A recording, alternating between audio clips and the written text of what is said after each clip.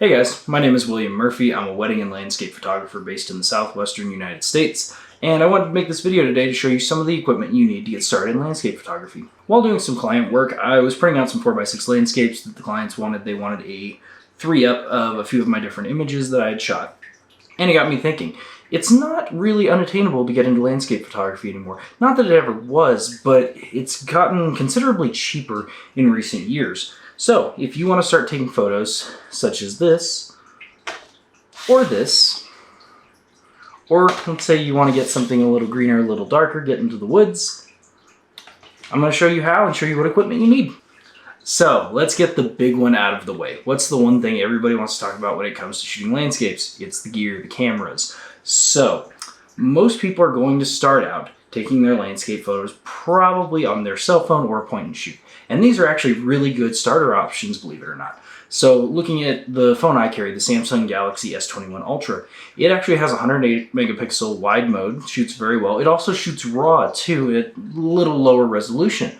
And you have a lot of capabilities there, being able to shoot the RAW file format that the camera itself doesn't try and edit and process. But if you're looking to spend a little more money and get a little more serious, here's some other options you have. The first camera I want to look at is this guy. This is the Sony ZV-1. It's a 20 megapixel, 1-inch sensor point and shoot camera. It shoots great video. It actually takes really good photos too. I've shot a couple images I've put up on my Instagram that look really good on this camera. And it has a 24-70 equivalent lens on it, which gives you a nice range of focal lengths. A 24-70 is a very typical focal length zoom most people carry. It shoots RAW. It will shoot JPEG, but having that RAW capability is awesome, and the low light performance is okay. Moving up in the sensor size category, I have the Olympus OMD EM5 Mark III. Olympus and Micro Four Thirds cameras that are made by Panasonic have had a very, very long life, so there's a lot of different lens options, which is great. The reason I like the Olympuses for landscape, though, even though they're not the highest resolution camera, you're still only packing 20 megapixels on a Micro Four Thirds sensor, is that Olympus strives for weatherproofing. This is not a camera I worry about taking out in the dust, the rain, anything like that. So if you're going to be photographing in environments with a lot of weather, a lot of issues where the camera itself might take a mild beating, this is definitely a camera I would look at. And Olympus just released their new OM1, which uses the first quad bare sensor in a camera instead of a smartphone, and the low light performance on it is incredibly improved over this, and it's very similar to a lot of bigger sensor cameras on the market. The third option, if you are looking to spend a little more money, and I don't have it on hand, is the Fuji X-T4. I've gotten to play with this camera quite a bit. I don't actually own this body, but I've shot with it quite a bit, edited quite a few images out of it, and I really, really like the color science that Fuji employs in there.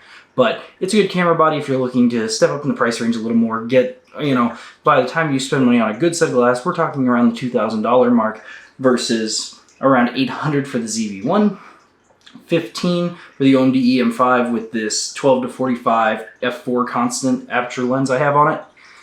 You're looking now to move into about the $2,000 range for the X-T4, which all in all is not too bad for the performance it gives. And finally, guys, the next camera I would recommend is actually a fairly new release, and what I'm filming this video on right now, that is the Sony a7 IV, and you have a variety of glass options here, but this is moving into a full-frame 35mm sensor. It's going to give you much, much better low light performance, usually higher resolution. The a7 IV is about 33 megapixels, but you can step up to different models in Sony's line that I think go up to about 61 in the a7R Mark IV. But I'm going to show you guys, that's what I'm filming on right now. That's you guys in the a7 IV. Sorry, it's a little hard to see. But this is a really great camera. I got it fairly recently. We're talking, not counting glass, about $2,600 plus a lens. You will probably be in the range, if you have a camera and one piece of glass, somewhere in the $3,500 to $4,000 range to get a good piece of glass on this camera. So guys, what keeps me coming back to the Sony system is, even though you're going to spend a little bit of money on the camera bodies, the glass is not hyper expensive. Yes, you can get into the G Master line and things like that, where you are going to pay a premium for the better glass. But for just around $400, this was my first landscape lens on Sony. This is the 28mm f2. I have used this thing for probably 6 years or so. I recently switched to the Tamron 17 to 28 f2.8 just because I want the versatility of a zoom for certain trips. But this little lens gets in a ton of light, it's very sharp, and it's under $500, between $400 and $500. And it's just a great option, and it's not like you're putting a very cheap looking lens on your body. You can't tell shooting with this that it costs what it does. And Sony kind of has a reputation for that with some of their glass.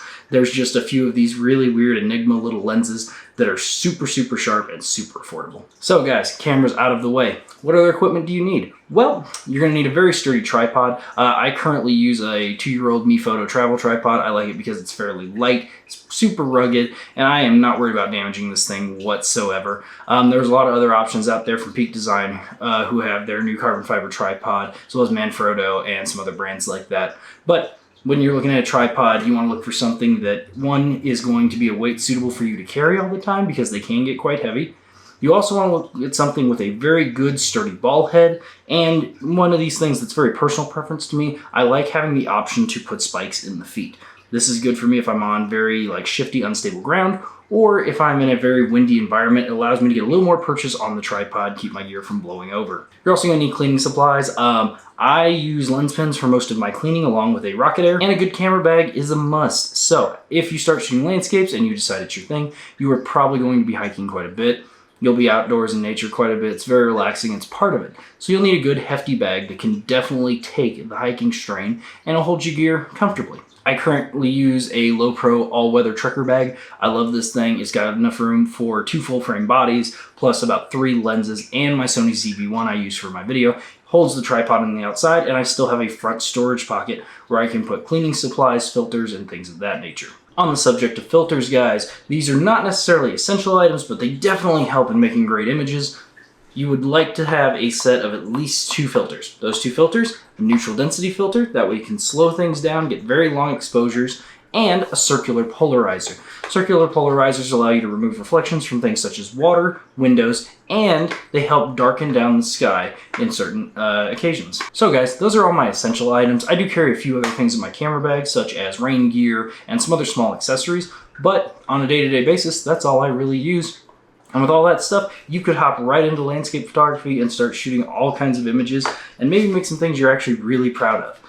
Behind me is a print I took in Canyonlands National Park. It is one of my favorite photos so far. I wasn't planning to go out and shoot, but I happened to have my camera with me when I went for the weekend, and it turned out great. And there is a very rewarding feeling when you shoot an image like this of some very, very beautiful place and you get to print that image and see the results afterwards. So guys, thanks for watching. If you like this video, please click that subscribe button down below for me, and we'll see you next time. Go out, grab some gear, and make some great images.